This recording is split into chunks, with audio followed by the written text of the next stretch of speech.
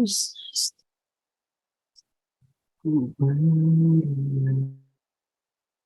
mulai. Oke. Assalamualaikum warahmatullahi wabarakatuh. Pada kesempatan kali ini kita kelompok 15 akan mempresentasikan tentang perancangan sistem database pada PT Misu Bakery.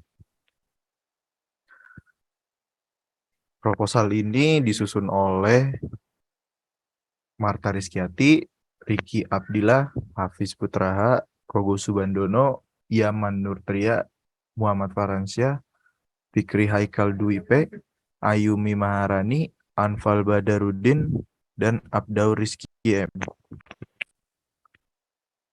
Abstraksi.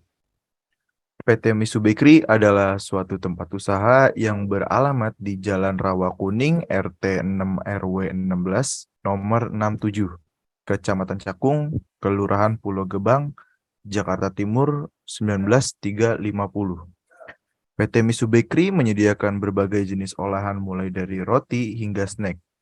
Dalam proses pendataan masih dalam bentuk pembukuan, yang mana cara tersebut masih terbilang kurang efektif karena sering terjadinya kerusakan dan kehilangan data laporan. Hal tersebut menghambat proses pengarsipan data. Oleh karena itu dibutuhkan perancangan sistem database untuk mengatur segala bentuk data masukan dan keluaran.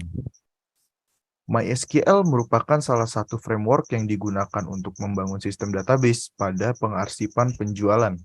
Tujuan dari perancangan database ini adalah untuk memenuhi informasi yang berisikan kebutuhan-kebutuhan pemakai atau pengguna basis data tersebut, serta mendukung kebutuhan dalam pemrosesan data penjualan. Kata kunci perancangan sistem informasi, database, pengarsipan, dan MySQL. Daftar isi. Pada halaman pertama terdapat judul utama, halaman kedua ada kata pengantar, halaman ketiga ada abstraksi, dan keempat ada daftar isi. Bab 1, pendahuluan. Terdiri dari latar belakang masalah, tujuan dan manfaat, metode penelitian, ruang lingkup. Bab 2, analisis berjalan, terdiri dari tinjauan perusahaan atau tempat observasi, prosedur sistem berjalan, dan spesifikasi dokumen masukan.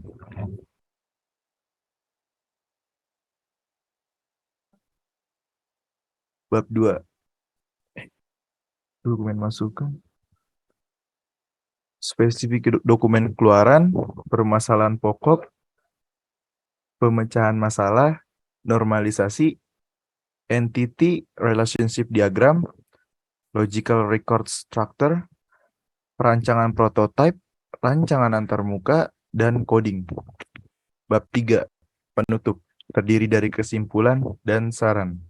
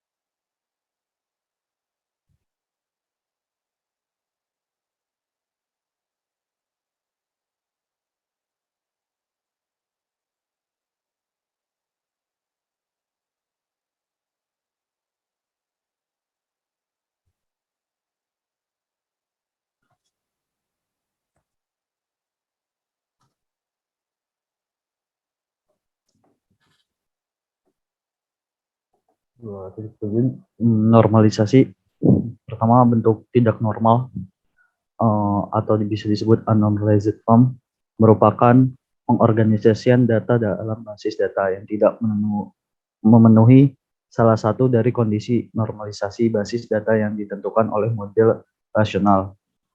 Di sini ada atribut-atributnya yaitu nomor tanggal terima barang, nama PT, alamat PT, kode barang, kode XP, nama barang, jumlah, dan lain-lainnya. Dan juga memiliki atribut seperti kode barang, nama barang, harga barang, nomor kwitansi, nama PT, catatan kwitansi, total bayar, dan lain-lainnya.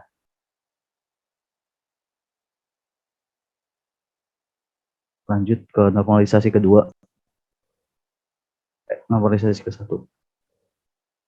Selanjutnya, first normal form atau disebut 1NF merupakan proses dekomposisi atau penguraian data berdasarkan sampel star table atau universal, merupakan tabel atau relasi berisikan kumpulan item data yang memiliki indeksasi relasi, redundansi, atau atribut bernilai ganda, ataupun tidak.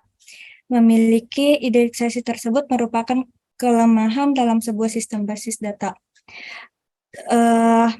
Beberapa contoh, ada atribut nomor terima barang, tanggal terima barang, jumlah bar, total harga barang, harga tiket, terus ada subtotal barang, total bayaran, dan terdapat atribut KDPT, nomor NMPT, alamat PT, nomor rekening, dan bank. Dan atribut kobar terdapat nama barang, harga barang, dan kode expire. Dan terdapat atribut nomor kwitansi, terdapat tanggal kwitansi, catatan kwitansi, nomor ID transfer, tanggal transfer, dan jam transfer. Lalu setelah melalui dua proses yang sebelumnya tadi, di sini ada bentuk normal kedua. Pada bentuk normal kedua itu yang kita lakukan adalah yang pertama menghapus beberapa subset data yang ada pada tabel dan menempatkan mereka pada tabel terpisah. Lalu yang kedua menciptakan hubungan antara tabel baru dan tabel lama dengan menciptakan foreign key atau bisa kita sebut di sini relasi. Nah, di sini itu kita bagi menjadi 4 tabel yang memiliki tanda tanda bintang 1 itu yang berarti primary key, lalu yang memiliki bintang 2 itu adalah foreign key di sini. Pada tabel kedua itu ada 2 foreign key yang didapat dari dari 2 tabel lainnya, yaitu kode barang dan kode PT. Lalu yang di tabel kanan itu juga ada foreign key, yaitu nomor tanda terima barang.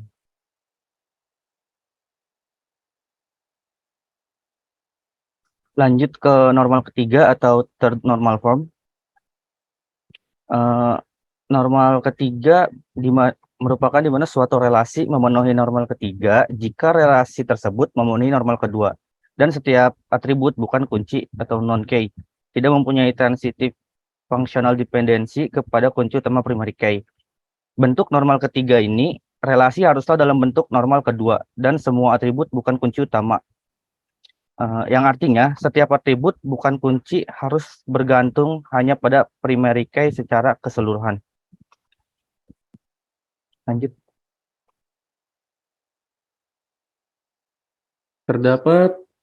Terdapat sebuah entity relationship diagram atau IRD yang dimana IRD itu adalah suatu bentuk diagram yang menjelaskan hubungan antar objek-objek data yang mempunyai hubungan antar relasi. Biasanya IRD digunakan untuk menyusun struktur data dan hubungan antar data. Oleh karena itu, setelah terlihat IRD ini terdapat sebuah konsumen yang mempunyai atribut kode PT, nama PT, alamat PT, nomor rekening, dan bank. Nah, konsumen ini melakukan yang dimana memiliki atribut kode PT dan nomor tanda terima barang. Jadi, konsumen melakukan hanya sekali penerimaan Penerimaan itu terdapat atribut nomor tanda terima barang, tanggal tanda terima barang, subtotal barang, keterangan tanda terima barang, total bayar. Di mana penerimaan itu berisi sebuah kode barang, nomor tanda terima barang, jumlah barang, total harga yang berisi barang, dan di mana barang itu memiliki atribut kode barang, nama barang, harga, serta kode expired. Lalu, setelah melakukan penerimaan berisi barang, dilakukan, di mana proses dilakukan ini terdapat atribut nomor tanda terima barang dan nomor kwitansi. Dilakukan pembayaran yang menghasilkan nomor kwitansi, tanggal kwitansi, catatan kwitansi, nomor ID transfer, nomor rekening, tanggal transfer, dan jam transfer.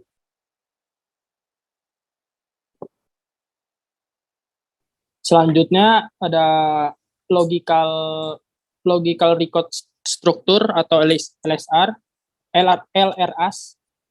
yang mana representasi dari struktur atau record pada tabel yang terbentuk dari hasil relasi antara himpunan dan entitas. Di dalam tabel-tabel tersebut terdapat kode PT, nama PT, alamat PT, nomor rekening bank. Selanjutnya ada nomor tanda terima barang, tanggal terima barang, subtotal barang, keterangan tanda terima bayar barang, total bayar, dan kode PT.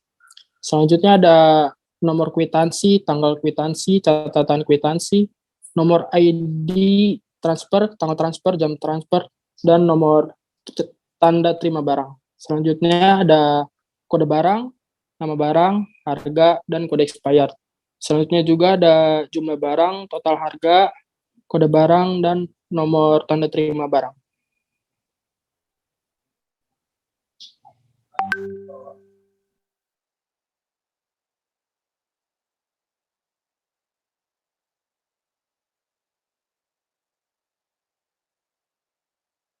Pada bab 3 penutupan, yaitu yang pertama adalah kesimpulan.